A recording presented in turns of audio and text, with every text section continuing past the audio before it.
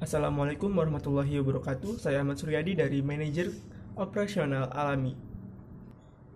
Alami adalah usaha yang bergerak di bidang kuliner yang bertepat di Jalan Soekarno-Hatta nomor 10 Raja Basa, berdiri pada tahun 2010 dengan latar belakang usaha ini karena adanya peluang usaha yang bergerak dalam bidang kuliner sehat di dikarenakan kesadaran masyarakat di dalam gaya hidup yang sehat serta sulitnya menemukan kuliner sehat di sekitar tempat kami produksi saat ini.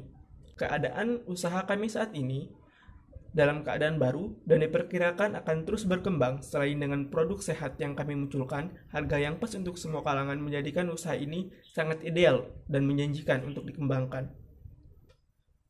Untuk sumber daya manusia pada usaha kami saat ini ditangani oleh 4 orang yang memiliki perannya masing-masing, seperti manajer produksi, manajer operasional, manajer keuangan, dan manajer pemasaran. Manajer operasional saya sendiri Ahmad Suryadi, manajer keuangannya Intan Venioria, manajer produksi Jody Arianto, dan manajer pemasaran Elis Rofiko. Baik, di sini saya akan menyampaikan sedikit dari perusahaan kami yang selanjutnya akan disampaikan lebih lengkap dan lebih detail, lebih terperinci oleh bagian-bagian manajer tersebut. Yang pertama adalah analisis finansial dari proyek yang akan kami jalankan ini. Analisis finansialnya, kami mendapatkan bahwa berdasarkan hasil analisis sensitivitasnya, perencanaan usaha ini tetap dan akan terus berjalan sampai dengan suku bunga naik menjadi sebesar 45% dari 18%. Dan titik impas pada proyek ini diperkirakan akan terjadi pada tahun ke-6 pada 8 bulan 8 hari di tahun ke-6. Selanjutnya, balik modal atau payback period pada usaha ini terjadi pada 1 tahun 10 bulan 6 hari. Ini nanti akan lebih terperinci dengan manajer keuangan kami. Saya hanya menyampaikan sedikit singkat. Lalu yang selanjutnya adalah proses produksi. Proses produksi ini seperti pada pembuatan mie ayam biasanya, hanya saja kami menggunakan sayuran sebagai bahan penambah pada mie. Jadi sayuran yang telah dicuci bersih, di blender, dan diambil sarinya. Lalu kami campurkan dengan tepung terigu, minyak, telur, dan garam seperti membuat mie pada umumnya. Diuleni sampai kalis, diaduk, lalu digiling, dan dimasak sampai mie itu matang. Lalu mie dihidangkan sebagaimana mie pada umumnya. Nanti akan dijelaskan oleh manajer bagian produksi kami. Lalu selanjutnya, perizinan usaha atau SOP telah disampaikan dalam proposal kami. Perizinan yang diperlukan dalam usaha ini adalah izin gangguan, izin domisili mendirikan bangunan karena kami di sini lokasi membeli tanah tersendiri, sertifikat layak sehat dari kementerian, surat izin dari Kementerian Pariwisata, surat izin usaha perdagangan dari Kementerian Perdagangan, dan tanda daftar usaha pariwisata dari Kementerian Pariwisata. Rencana pengembangan usaha ini melakukan penyesuaian segmentasi pelanggan dan pengembangan dan penyesuaian pada pemasarannya yang nanti akan dibahas oleh manajer pemasaran kami. Demikian yang dapat saya sampaikan. Selanjutnya akan dilanjutkan oleh manajer kami pada bidang lain. Saya akhiri. Wassalamualaikum warahmatullahi wabarakatuh.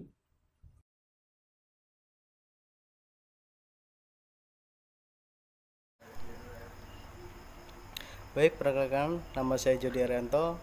Saya menjabat sebagai manajer produksi di perusahaan mie alami atau mie sehat. Tugas dan tanggung jawab saya yaitu memastikan produk yang akan dipasarkan telah siap, bertanggung jawab terhadap proses produksi, kemudian mengolah bahan baku menjadi produk yang siap dipasarkan.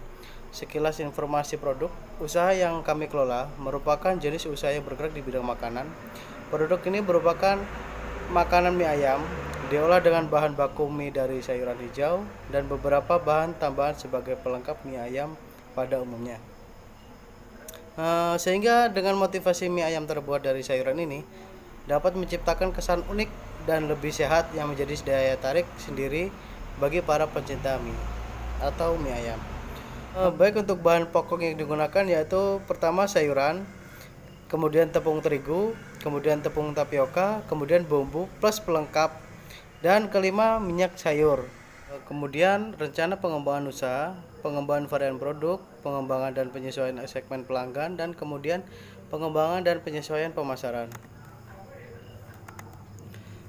Biasanya jumlah produksi dalam satu periode produksi 1 bulan itu mencapai 150 porsi dalam 6.000 porsi dalam 1 tahun.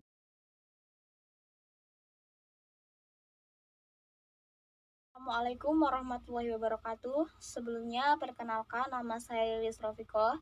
Di sini saya selaku manajer pemasaran di perusahaan Alami. Saya akan memberitahukan terlebih dahulu apa itu manajer pemasaran. Yang pertama, manajer yaitu seorang pegawai di suatu perusahaan yang bertugas mengkoordinasi berbagai kegiatan dari para pegawai perusahaan. Nah, dalam hal ini yang dimaksud adalah sekumpulan dari suatu orang di perusahaan tersebut yang saling bekerja sama untuk mencapai suatu tujuan. Nah, apa itu pemasaran? Pemasaran yaitu aktivitas serangkaian institusi dan proses menciptakan, mengkomunikasikan, menyampaikan, dan mempertukarkan tawar-menawar yang bernilai bagi pelanggan, klien, mitra, dan masyarakat pada umumnya. Nah, dari dua definisi tersebut, yaitu manajer pemasaran itu bertanggung jawab atas dasar dari aliran barang dan jasa dari produsen ke konsumen.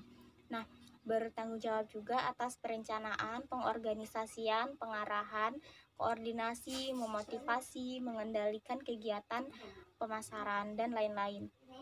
Nah, untuk tujuan manajer pemasaran sendiri, ada beberapa, yaitu diantaranya menciptakan permintaan. Dari menciptakan permintaan ini kita membuat cara untuk mengetahui selera konsumen terhadap produk yang kita miliki. Kemudian kepuasan pelanggan. Nah, kepuasan pelanggan ini kita mempelajari permintaan sebelum menawarkan jasa atau apapun kepada mereka. Jadi kita harus mengetahui terlebih dahulu apa selera dari konsumen itu tersendiri. Kemudian ada pangsa pasar atau market share. Kemudian ada peningkatan keuntungan. Nah, jadi target akhir dari sebuah perusahaan itu yaitu mendapatkan keuntungan. Nah, untuk mencapai nominal keuntungan tersebut menjadi salah satu tujuan dari manajer pemasaran. Jadi bagaimana perusahaan bisa menjual dengan nilai margin optimal, bisa menghasilkan tingkat penjualan yang maksimal. Kemudian pencitraan produk yang baik di mata publik. Jadi citra yang baik terhadap produk perusahaan akan memberikan efek positif bagi perusahaan, baik dari sisi konsumen, mitra, investor, dan tenaga kerja. Kemudian menciptakan pelanggan baru. Jadi tujuan dari manajer pemasaran juga menciptakan pelanggan baru, di mana kita untuk memberikan pelayanan seperti membagikan brosur, pamflet, dan membuka iklan di media sosial seperti Facebook, Twitter, Instagram, dan lain-lain. Kemudian tujuan dari manajer pemasaran selanjutnya yaitu memberikan kepuasan pelanggan terhadap produk yang kita miliki. Pemuasan pelanggan ini juga merupakan tujuan dari jangka panjang suatu perusahaan, karena ketika pelanggan puas dengan produk kita, mereka akan kembali lagi untuk membeli lagi produk yang kita miliki. Nah, untuk selanjutnya yaitu strategi pemasaran. Nah, kita mempunyai beberapa strategi, yaitu menetapkan harga yang relatif murah, tempat penjualan yang strategis, yaitu terletaknya berdekatan dengan kampus dan jalan raya. Kemudian bekerja sama dengan jasa ojek online makanan, melakukan pelayanan terbaik, prima dan sopan dan ramah. Kemudian memenuhi kepuasan dan permintaan konsumen. Selanjutnya yaitu kelebihan dan kekurangan produk. Nah, kelebihannya yaitu kita mempunyai produk mie ayam ini unik dan sehat karena terbuat dari bahan baku sayuran dan harganya pun terjangkau. Untuk kekurangannya dari produk kita yaitu produknya tidak bertahan dalam jangka yang lama. kemudian juga tidak bisa diekspor dalam jarak tempuh yang jauh. Kemudian pesaing. Nah, dari data yang kita miliki, pesaing yang potensial itu belum ada untuk perusahaan kita, karena untuk produk mie ayam sendiri hanya ada mie ayam gerobak, namun belum ada mie ayam yang menetap seperti perusahaan yang kita miliki. Hanya pesaing kita yaitu rumah makan dan kantin kampus itu yang berada di dalam kampus, kemudian warung bakso. Nah, tidak semua warung pecinta bakso juga mencintai dan tidak semua pecinta mie ayam itu menyukai bakso. Nah, kemudian gambaran umum pasar dan sasaran. Nah, untuk gambar umum pasarnya seperti yang telah saya bicarakan tadi, yaitu lokasi warungnya yang sangat strategis, yaitu berdekatan dengan kampus dan jalan raya, sehingga sasaran atau target utama kita adalah mahasiswa, terutama yang pecinta mie. Dari data yang kita miliki di sini, kita terlihat organisasi atau komunitas yang terbesar untuk peluang membeli produk kita, karena kalau mereka beli itu mereka secara banyak atau secara massal, tidak hanya satu atau dua orang, namun beberapa orang dalam organisasi tersebut.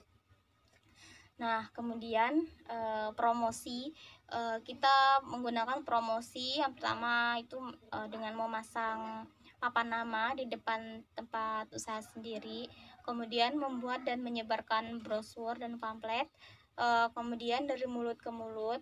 Nah, dari sini kita setelah konsumen membeli produk kita tidak lupa kita untuk meminta mereka agar menawarkan produk yang kita miliki ke teman-temannya.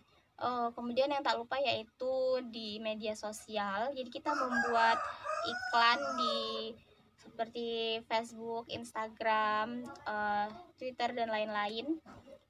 Untuk promosi yang terakhir yaitu ojek online. Di dalam ojol sendiri, bagaimana caranya untuk muncul di beranda aplikasi pada setiap orang di kota terdekat. Sekian yang dapat saya sampaikan. Sebelumnya jika ada kekurangan atau kesalahan saya mohon maaf. Saya akhiri. Wassalamualaikum warahmatullahi wabarakatuh.